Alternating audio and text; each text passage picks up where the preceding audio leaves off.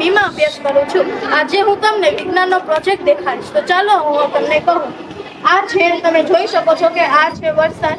દૂરથી અહીંયા વરસાદ જે પડી રહ્યો છે ત્યાં અહીંયાથી ફિલ્ટર છે તે ફિલ્ટર થાય છે અને પંપ દ્વારા ખેંચવામાં આવે છે. પંપ દ્વારા ખેંચીને આ કૂવામાં પાણી જાય છે અને કૂવો છે તે ખેતરમાં જઈ શકે છે, એટલે ખેતરમાં ખેતી થાય. અને આ પાણી અહીંયા ઘરમાં પણ જઈ શકે છે, જેથી આપણે ઘરમાં જે પણ કોઈ કામ કરવું હોય તો તેનાથી આપણે પાણી મેળવી શકીએ.